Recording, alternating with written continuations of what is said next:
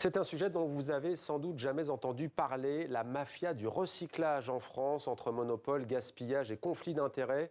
C'est le titre d'une enquête édifiante signée Ivan Stefanovic, qui est notre invité. Bonsoir. Soyez le bienvenu sur TV5 Monde. Vous êtes journaliste d'investigation spécialisé dans la dénonciation du parlementarisme. Vous avez notamment écrit un livre sur le Sénat, spécialisé aussi dans le gaspillage d'argent public, ce dont il est question ce soir.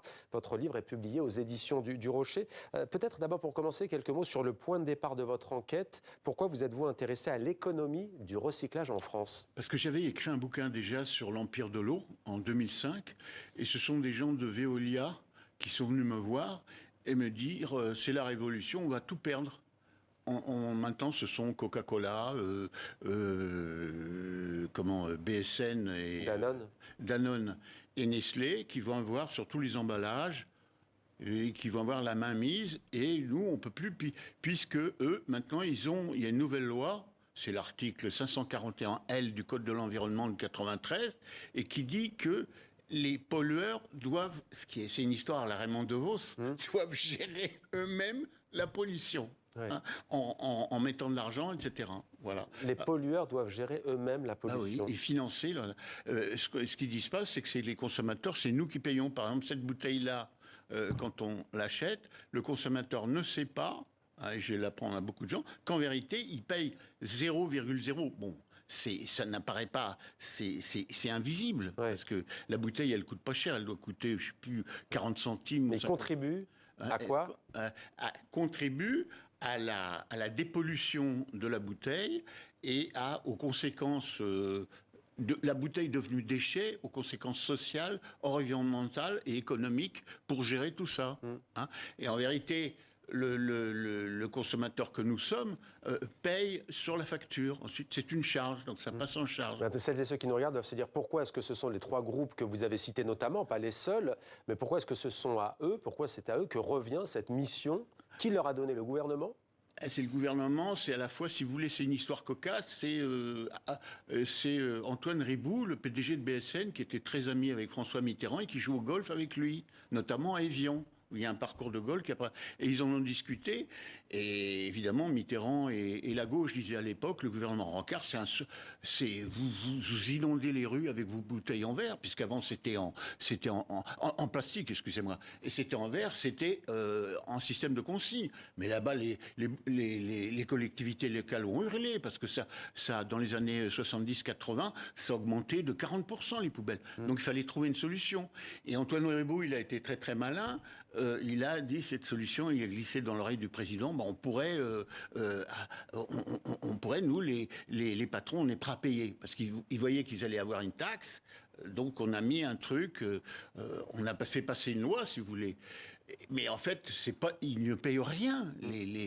C'est un mensonge d'État énorme. Alors justement, vous dites mensonge d'État, les mots sont forts. Qu'est-ce qui vous permet de dire que c'est un système mafieux, puisque le titre de votre livre, c'est la mafia de recyclage. Qu'est-ce qui vous permet de dire que c'est un système mafieux qui régit l'économie du recyclage en France ? Il faut dire que c'est un système mafieux administratif et complètement légal. C'est légal. Il n'y a pas d'assassinat, il n'y a pas d'intimidation, il n'y a pas de menace. C'est l'article 541-10 du Code de l'environnement qui dit que tous les organes de gouvernance, qu'on donne un nom impossible, ça s'appelle des éco-organismes, c'est eux qui gèrent tout ça. Il y en a une vingtaine ? Oui, on va en avoir plus, mais il y en avait une vingtaine. Maintenant, on va en arriver à 30, parce qu'on va même en avoir une pour les mégots de cigarettes. Hein. Bon, donc ce sont ces structures qui récupèrent et qui font payer les entreprises qui ont produit ces déchets en vendant les produits, par exemple, qui vendent la bouteille à des consommateurs, et ensuite c'est réduit à l'état. Mais quel est le statut de ces éco-entreprises, c'est un statut faux, parce qu'à l'étranger, ce sont des sociétés privées qui font ça, comme en Allemagne, indépendantes. Et là, ils font ça eux-mêmes, et le statut, ce sont des sociétés privées, mais ils n'ont pas le droit de faire de bénéfices. Donc tout est redonné, soi-disant, ils gardent une petite partie pour eux, ils sont très bien payés, parce que le PDG, le directeur général, par exemple, de ce qui fait les poubelles jaunes, ça s'appelle une société que les gens connaissent peut-être, ça s'appelle Citeo. C'est sur les poubelles, ils gagnent plus de 30 000 euros par mois. Les poubelles jaunes, tout dépend de l'endroit où on habite, mais plus de 30 000 euros par mois. Oui, parce qu'il y a ces poubelles de recyclage, elles peuvent être, je crois, marron, bleu, et il y a plusieurs couleurs. Scandale en 2007, Eco-emballage a logé une partie de sa trésorerie dans des paradis fiscaux. Oui, bon. Mais si vous voulez ça, il faut donner à la décharge des éco-organismes. Les patrons, ils se sont retrouvés avec ça. Pourquoi? Parce que le politique en France, ça l'intéresse pas. Il veut pas s'occuper des ordures et du recyclage. Pour dire vraiment, ça les emmerde, quoi. Donc c'est très compliqué, hein. C'est une vraie usine à gaz. Donc, moi, ça fait 2 ans que j'ai travaillé là-dessus. Je crois que j'ai pas tout compris, hein, parce que ça s'enchevêtre, trop. C'est un,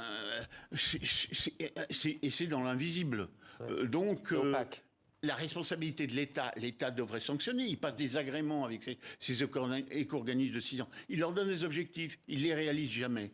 Hein. Par exemple, pour le plastique, on est lanterne rouge en Europe, on fait 30%. Pour le reste, c'est 44-43. Alors que la moyenne en Europe, c'est 50%, le recyclage. Donc c'est l'État qui est défaillant. Et comme l'État impuissant et défaillant, quand il voudrait appliquer des sanctions, ces patrons, ils n'ont pas peur. Hein. Ils vont jusqu'au Conseil d'État, dans les tribunaux administratifs, et ils gagnent souvent. Et donc l'État a peur. Parce que l'État, il se dit, oh là là, si je donne plus l'agrément à Citeo ou à Écosystème, les collectivités locales vont se retrouver sans argent. Ouais. Et puis alors, ils ont trouvé une combine pour géniale. Mais c'est l'État qui a dit, c'est Madame Kosciusko-Morizet qui était ministre de l'Environnement en 2010, elle a dit qu'il fallait que le recyclage atteigne 75% pour que les collectivités locales, ces éco-organismes, l'éco-organisme Citeo, l'aident à hauteur de 80%. Mais c'est un objectif inatteignable. Depuis 2010, il n'est pas encore atteint. Ouais. Donc, ils n'ont jamais payé. Et donc, moi, j'ai calculé, ils ont économisé près d'1 milliard d'euros. Ouais. Donc, c'est recycler moins pour gagner plus. Ouais, recycler moins pour gagner plus. En fait, c'est une écologie industrielle. Oui, mais ça permet aux entreprises de faire des économies. Voilà. Alors que le recyclage devrait être beaucoup plus développé. Mais alors la solution, je vais vous la donner, c'est simplement qu'on interdise, comme en Allemagne, c'est interdit. Qu'est-ce qui est interdit? Ces éco-organismes n'ont pas le droit d'avoir des producteurs, des distributeurs et des importateurs d'un produit, d'une filière, comme par exemple les emballages, ils n'ont pas le droit d'être actionnaires. Et c'est toujours les plus gros actionnaires, c'est les plus grosses sociétés, évidemment. Hein. Oui. Comment peut-on sortir de ce cercle vicieux, selon vous? Une société, je vous dis, on interdit, c'est un courage politique, il faut interdire à ces éco-organismes d'avoir des producteurs, des distributeurs ou des importateurs de ces produits dans ces écos. Par exemple, pas de Coca-Cola, pas de Danone, pas de Nestlé. Ouais. Coca-Cola, premier pollueur, écrivez-vous? Oui. De loin. C'est ça, mais dans le monde entier, pollueur de produits de consommation. Ce que vous dites est valable pour ce que vous appelez le PET, le plastique qui est utilisé dans la quasi-totalité des boissons, notamment d'eau ou d'autres substances. Oui, c'est le PET, mais si vous voulez, comme ces sociétés donc qui polluent, ces grandes sociétés de fabricants, ils sont malins. Donc maintenant, c'est qui aura la bouteille la plus recyclée. Donc, franchement, c'est ça, qui aura la bouteille la plus recyclée. Maintenant, c'est certain, les gens achètent les bouteilles les plus recyclées. Mais pour celles et ceux qui nous écoutent, très franchement, ça donne pas envie, loin de moi, de faire un appel à des obéissances civiles, si je puis dire, mais ça donne pas trop envie de recycler sa bouteille d'eau. Oui, en fait, ce que vous nous dites en substance, c'est que le citoyen fait le travail de multinationales, quoi. Enfin, il fait gagner des sous aux multinationales. Oui, mais il est surtout roulé dans la farine. Si ça, c'était clair et net, mais c'est mensonge sur mensonge. Mais ça sert parce que ce que vous dites aussi dans votre livre, c'est que du coup, on se pose la question de l'efficacité quand même du recyclage. Mais c'est pas du tout efficace. Depuis 2010, les quantités, si vous voulez, de recyclage, de poubelles, je dirais générales, on appelle ça les poubelles, je sais plus le nom, les poubelles classiques, si vous voulez, la poubelle grise, le tout venant, hein, ça diminue quand même lentement. Mais aujourd'hui, 80% de la poubelle, on recycle que 20%. Donc 80% n'est pas recyclé. Or, ça pourrait être recyclé. On parle constamment d'un gigantesque continent de plastique dans les océans. Vous dites, le même plastique n'a jamais été autant indispensable pour les industries de l'emballage, du textile, de l'automobile et du bâtiment. On croit marcher sur la tête. Il est question, vous incriminez aussi parfois des élus locaux. Vous parlez notamment dans le chapitre Corse Connection de Christian Estrosi, qui est alors maire de Nice. Racontez-nous comment ça va s'opérer avec le maire d'Ajaccio. C'est simple, ils sont d'abord au même parti politique, Horizon, et ils ont fait que, comme les nationalistes corses ont une position complètement stupide, parce que c'est vrai que le phénomène du recyclage est très compliqué, donc il faut beaucoup étudier, et ils sont contre les incinérateurs. Donc, qu'est-ce que je voulais en Corse, il y a partout la loi littorale, la loi montagne, la protection, tout est protégé. Donc, il reste que l'enfouissement.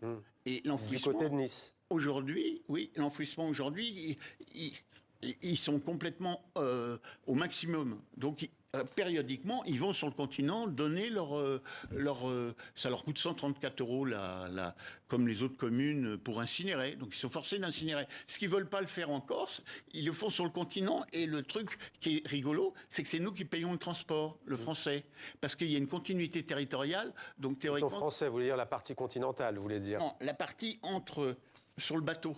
Ouais. Le voyage en bateau, c'est tous les Français qui le payent. Ça s'appelle la continuité. Et pas la collectivité territoriale, ça s'appelle la continuité. Continuité territoriale. Juste une question, est-ce que pour autant vous iriez jusqu'à comparer, alors oublions, c'est pas parce qu'on parlait de la Corse que je fais le parallèle, mais quand on parle de déchets et de mafia, forcément on pense à la Camorra. À Naples, on n'en est pas du tout là. Ou est-ce que c'est pas du tout pareil. C'est pas du tout la même chose. C'est pas du tout la même chose. Là, ce sont des gens astucieux et qui ont l'oreille des politiques. Qui ne violent pas la loi, qui ont l'oreille des politiques. Légales. Donc moi, ils pourraient m'attaquer en diffamation. Une arnaque légale. On dira, oui, mais même vous parlez de mafia, mais vous dites que c'est légal, mais ce terme mafia est impropre. Or, ce sont des gens terriblement habiles. Quand on voit, je montre les lois, comment ils se servent des lois. Juste une petite question pour finir, Ivan Stefanovic, j'ai une question qui me vient, les Parisiennes et les Parisiens, selon l'arrondissement, voient les poubelles qui s'amoncellent, puisqu'il y a une grève des éboueurs, qui, rappelons-le d'ailleurs, ont une espérance de vie au travail, une fois la retraite la plus faible, ils meurent très tôt, donc ils sont en grève, bon voilà le constat. Comment expliquez-vous qu'il y ait certains arrondissements où c'est ramassé et pas d'autres? Vous parliez d'opacité. C'est simple parce que Chirac a mis un truc, quand il était maire de Paris, il a fait que il s'est arrangé avec la CGT, que la moitié des arrondissements soient municipaux, soient ramassés par des fonctionnaires, et l'autre moitié par le privé. Pourquoi? Parce que quand le privé faisait grève, c'était les municipaux qui ramassaient ce que et à l'inverse, quand c'était les municipaux comme ça se passe aujourd'hui, c'est les privés qui ramassent. Donc c'est un système astucieux. Mais ils ne vont pas ramasser dans l'arrondissement voisin. Oui. Voilà, chacun dans son arrondissement. Mais je veux dire, sur le recyclage, le Français, il ne comprend pas comment ça marche. C'est une usine à gaz. Merci beaucoup, Ivan Stefanovic. La mafia du recyclage entre monopole, gaspillage et conflit d'intérêts à lire absolument. Si vous êtes intéressé aux enjeux écologiques de notre époque, c'est aux éditions du Rocher. Merci à vous. Merci, Ivan Stefanovic.